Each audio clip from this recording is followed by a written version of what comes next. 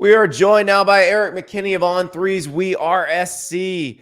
And Erik, it seems like you cannot get away from the nail-biter football games. A 50-49 USC win at Cal that started with a protest, included a first-half field goal attempt and a first-half timeout after halftime.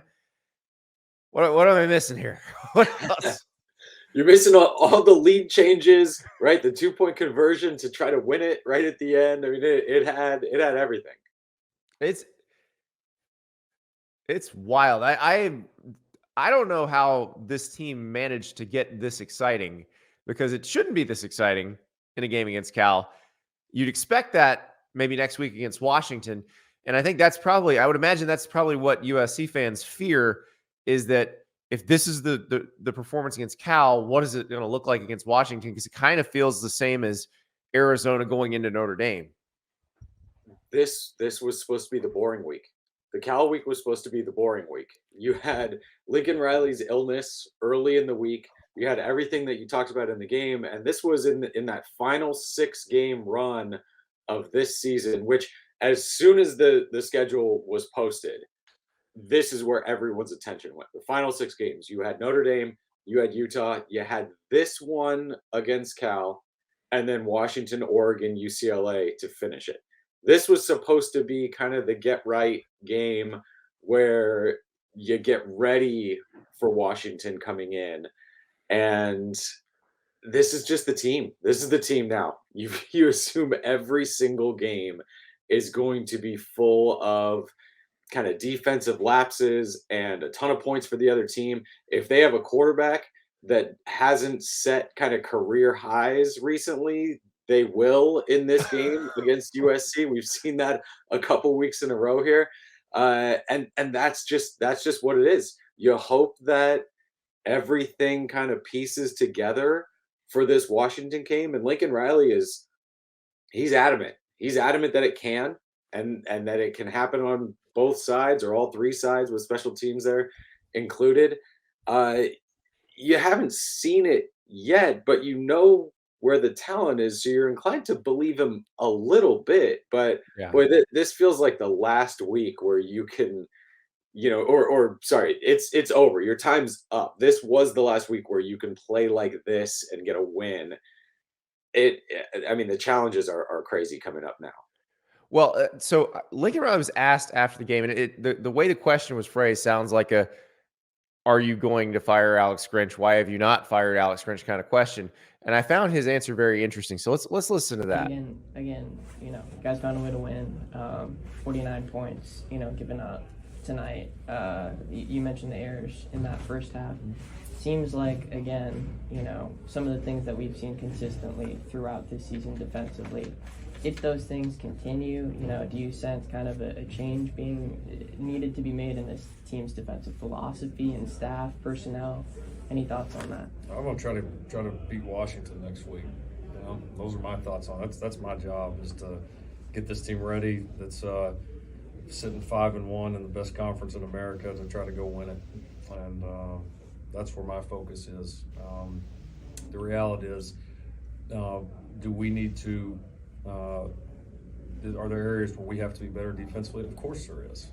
All right, but the flip side of that is, offensively, you can't sit there and put them in bad positions. We can't give up, another, couple of kickoffs where we put them in terrible field position, or some 3 and outs. Or I mean, like, the turnover there at the end is the perfect example. Like, defense, they do their job, they get the offense to turnover, and then one freaking play, and they're right back out there with terrible field position. That's not bad defense. That's bad offense. That's bad team football. And that's some of what we have now. Are there some things defensively that have to get better for us to do it? Yeah, there's some things offensively that have to get better.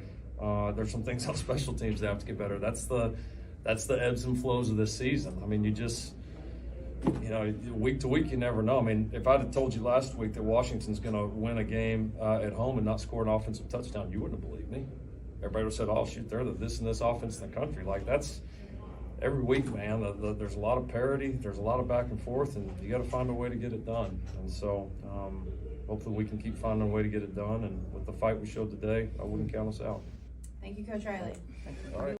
it's crazy because he says they need to play better complementary football. The offense scored 50 points. Feels like it did its job.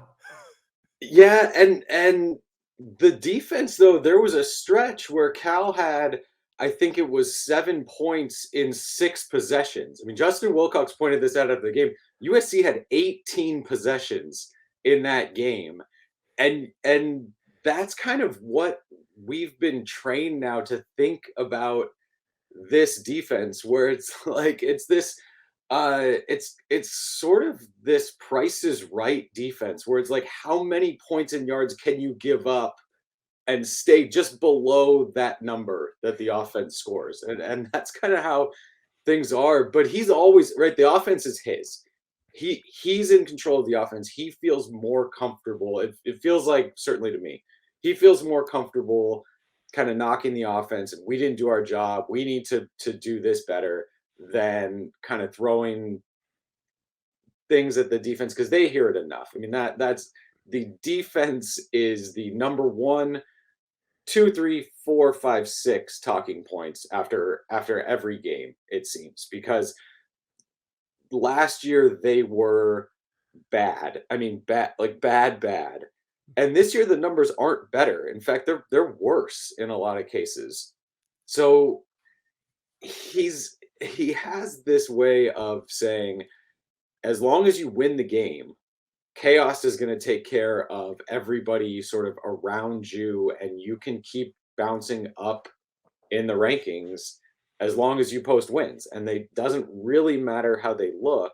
You just have to do it. So yeah, it's definitely notable that when he's asked about the defense, he still finds a way to talk about offense. I think part of it is because he's more in control of the offense, but also part of it is why I think you're in this problem in the first place, is that there's so much focus on offense, and what that can do. And I know college football has changed a little bit. You can't just win with defense now, but boy, it's nice to have one. I mean, it's nice to be able to know, hey, we can shut these guys down if we really need to. And it has not been the case this year. Utah is not good offensively. Cal is not great offensively, and they've kind of done whatever they wanted for long stretches, not entire games, but long stretches the last 2 weeks. Well, fortunately for USC, their next opponent is their next opponent is Washington. Michael Penix Jr., Roma Dunze. I can go down the list, but it is one of the best offenses in the country. He's not wrong, though. They did get kind of shut down by Arizona State a couple weeks ago. But it's interesting because he talks about that like, oh, these anomalies happen. But actually with USC, there's never an anomaly. Like, they're not good on defense any week. Yeah, I mean, and so this one becomes, do you win it 62-59, or do you come out on the wrong side by a pretty lopsided score? Like the offense, and again, we're talking about the offense because the defense doesn't really fluctuate. You know they're going to give up points and they're going to give up a bunch of yards. The offense is the thing that has to win these games. And we're talking last year, okay, maybe we don't have to do this next year. And here we are. I mean, it's the season is winding down, and this is exactly what they're going to have to do the last 3 games. They're going to have to win it with offense. And Washington, to me, of the next 2 weeks, and I know you want to talk Washington and not look ahead to Oregon. Oh, look ahead to Oregon. But Washington, USC seems to, and I'll look stupid next week when Washington wins this by 35, but USC seems to match up better with Washington, especially because it's home. It's at the Coliseum, than they do with Oregon. Washington doesn't particularly get after the quarterback that well, and it's less of like a power running game. What Oregon does feels like it may not line up well with what USC can do defensively. But Washington, there's a bit of a blueprint out, I guess. They've had some close games recently. I mean, Stanford was right in it till the end. Way too close. Yeah. And that's a Stanford team that USC blew out earlier this year. I know Stanford's getting better. But but that's kind of the way the next 2 weeks read to me, is that USC may have a better shot against Washington than against Oregon, but it's going to take it. They're going to need some turnovers. They're going to need the 1 or 2 defensive stops that they get, and they're going to need to score a bunch, because Washington could kind of trip and fall for 42 points like in this one. Yeah. No, but I think you're right. I think that stylistically, USC and Washington match up better than USC and Oregon matchup. USC and Oregon feels a lot more like USC and Notre Dame. Oregon maybe a little flashier than Notre Dame, but at the end of the day, they're still trying to stuff you on defense and run it right down your throat on offense, which that doesn't seem to be something USC wants to handle. No. And Oregon can get a little bit gadgety and a little trickier, and USC's defense, in terms of maintaining kind of discipline with their eyes and rush lanes and all of that stuff, can get wild at times. And so again, I know Washington can do some of that too. They're a little bit more exotic with this staff than the previous one, but again, and maybe it's at home, and we may find out about 20 minutes into this one that it is not an evenly matched game, but that's what it feels like going into this one. And it's funny because he can ignore the Notre Dame loss and say they have one loss in conference, they're in it, and he's not wrong. Like, if they win out, they'll be in the Pac-12 championship game. So that's the thing. They can still hang their hats on that. The question is, will they be able to at the end of the week?